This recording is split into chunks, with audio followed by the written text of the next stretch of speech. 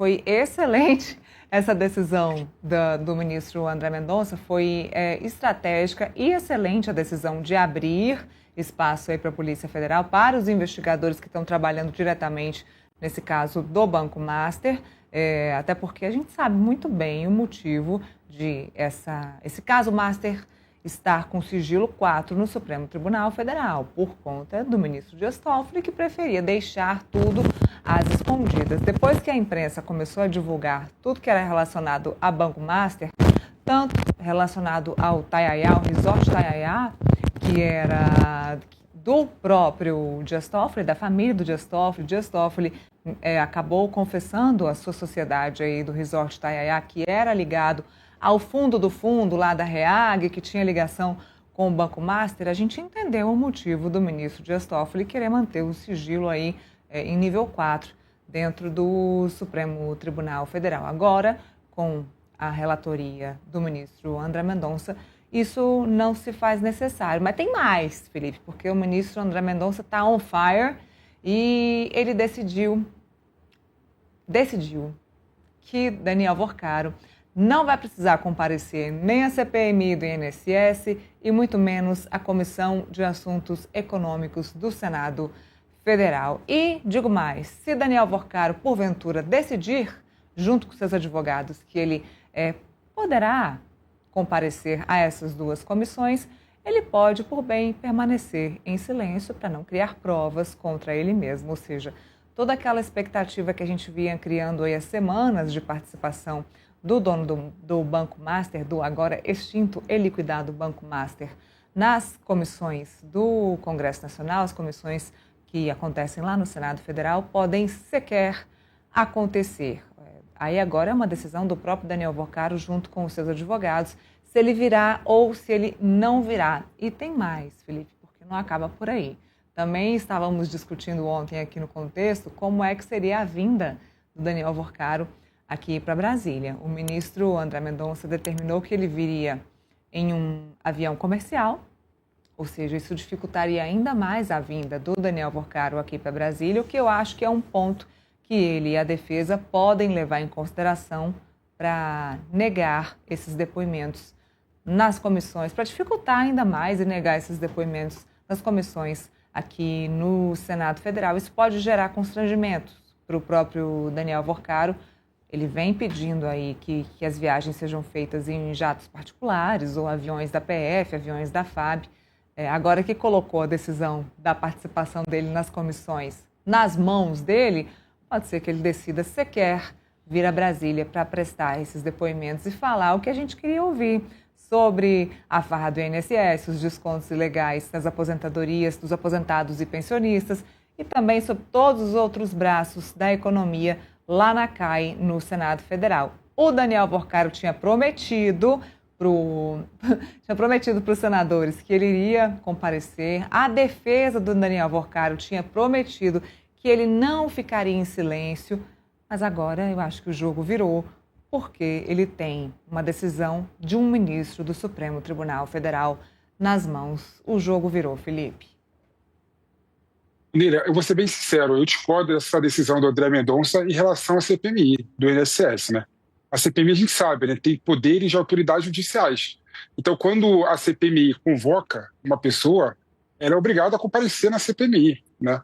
Ela até pode ter o direito de ficar calada e decidir não falar, né, nada na CPMI, mas ela é obrigada a ir para a CPMI. Eu entendo que essa decisão do André Mendonça ela esvazia a CPMI, o que é uma pena, né? Porque a CPMI tem poder investigatório e poder de autoridades judiciais. E é bom lembrar que o Banco Master tem várias pontas soltas em relação aos empréstimos consignados, em relação ao contato do Banco Master com os fundos de previdências estaduais, haja vista que a gente viu no Rio de Janeiro e no Amapá. Então, essa decisão do André Mendonça, no meu modo de ver, é um retrocesso, né? E até contraria a jurisprudência do Supremo Tribunal Federal. Mas, Neila, a gente sabe que havia um acordão entre a defesa do Daniel Worcaro e a presidência da CPMI, que o Daniel Worcaro iria comparecer à CPMI e iria apresentar a documentação. Agora, eu não sei se com essa decisão do Supremo Tribunal Federal, o Daniel Worcaro e a defesa irá ou não cumprir, né, o acordo e a negociação que fez com a CPMI. Se não cumprir, é uma pena, né? Até porque o Daniel Alvorcaro era para ter ido na CPMI há 2 semanas atrás, quando não tinha essa decisão do Supremo Tribunal Federal. Pelo contrário, tinha decisão que abria brecha e abria possibilidade do Daniel Alvorcaro comparecer à CPMI. E aí, com um acordo, com uma negociação, resolveram adiar por 2 semanas, ia ser no dia 25, e passou para o dia de hoje, né? Para segunda-feira, né? Segunda-feira, né? Passou para segunda-feira. Agora, no que tange a convocação do Daniel Alvorcaro para a Comissão de Assuntos Econômicos, aí eu até posso concordar com o André Mendonça, né? É uma comissão temática do Senado Federal, né? O Daniel Alvorcaro é uma pessoa que está sob tutela da Justiça, é bom lembrar que ele foi preso, né?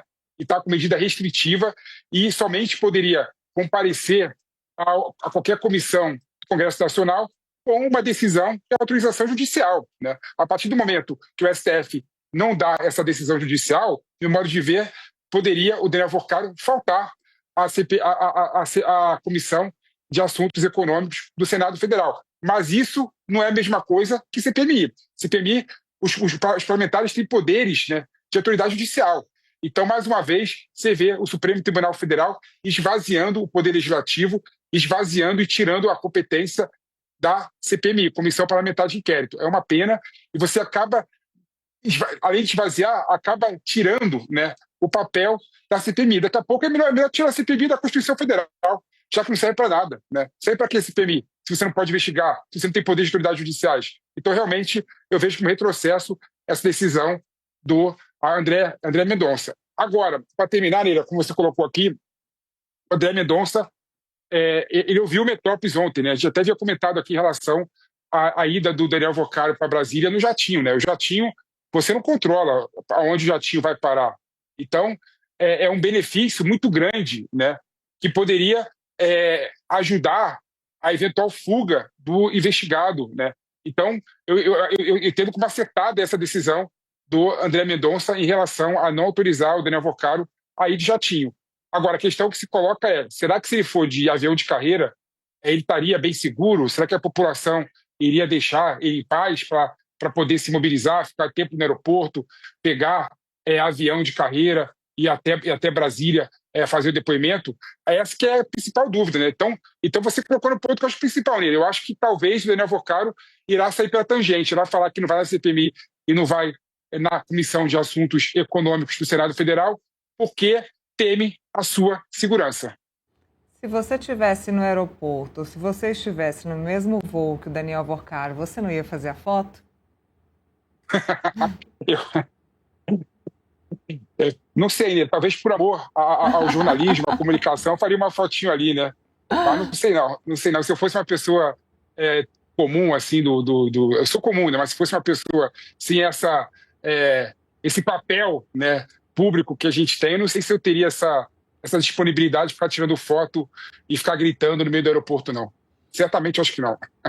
Hoje é interessante como a informação ela é mais acessível à população em geral, né? E o Daniel Alvorcaro hoje é um personagem que está nos jornais todos os dias, né? Então é um rosto que é facilmente reconhecido e ele não vai passar sozinho, né? Ele vai passar acompanhado de policiais, então só esse fato de uma pessoa passar acompanhada por policiais já vai chamar a atenção. Quando ouvirem que é o Daniel Alvorcaro, isso vai realmente causar ali não vou dizer um tumulto, mas vai chamar a atenção de fato no aeroporto ou no avião, aonde quer que seja. Talvez isso já seja um motivo suficiente para que o próprio Daniel Alvorcaro desista de comparecer a esses depoimentos em Brasília. Agora, meu amigo, você abriu uma discussão aí que a gente poderia passar o contexto inteiro aqui falando, que é a questão de passar por cima da Constituição. Essa questão da CPMI não vale mais nada, que a CPI realmente ela tem esse papel investigativo, mas a questão da CPMI não vale mais nada e da gente poder rasgar a Constituição, a gente já pode rasgar a Constituição há bastante tempo. Vide o que vem acontecendo aí, o que aconteceu na última terça-feira, de um ministro da Suprema Corte abrir uma operação, mandar uma operação da Polícia Federal dentro do inquérito das fake news, sendo que ele não tem sequer competência para fazê-lo.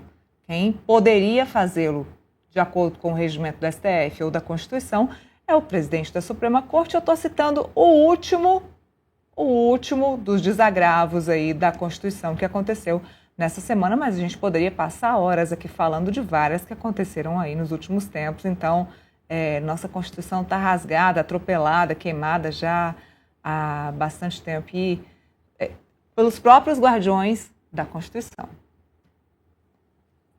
Exatamente, exatamente. Você vê, por exemplo, que o Supremo Tribunal Federal, que é o guardião da Constituição Federal, que é a última esfera institucional, o gargalo institucional do Brasil, né, que pela Constituição resolve todas as contendas, todos os conflitos, é o principal desrespeitador da Constituição Federal, né?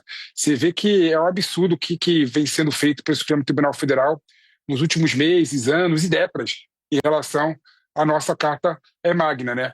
O último caso, que você citou muito bem aqui, de respeito ao próprio Alexandre de Moraes, que no inquérito aberto com prazo interminável, né, com prazo sem qualquer tipo de expectativa de terminar, ele coloca todas as situações que acontecem que respingam no Supremo Tribunal Federal e coloca nesse inquérito das fake news para poder investigar. E aí a coisa fica mais grave ainda quando você vê dados de sua família sendo violados, né? E ele investiga, né, as pessoas e os servidores que violaram os dados, numa total inadequação da Constituição Federal, que prevê claramente a ampla defesa, o contraditório, a imparcialidade do juiz, né, o papel do Supremo Tribunal Federal em observar a Constituição Federal. Então, em todos os ângulos que você vê, esse caso específico do Alexandre de Moraes do Supremo Tribunal Federal é um absurdo, né? E se complementa dias após dias, né? Agora, com André Mendonça, por exemplo, esvaziando a CPMI, esvaziando o papel fiscalizatório da CPMI, o papel de autoridade judicial da CPMI, que pode convocar quem quer que seja, a qualquer momento, desde que se atenha ao objeto da investigação. Você vê que, mais uma vez, o Supremo Tribunal Federal viola a Constituição Federal, esvazia o Poder Legislativo, mais do que esvaziar, desrespeita o Poder Legislativo. Uma clara ofensa à separação dos poderes, Neila.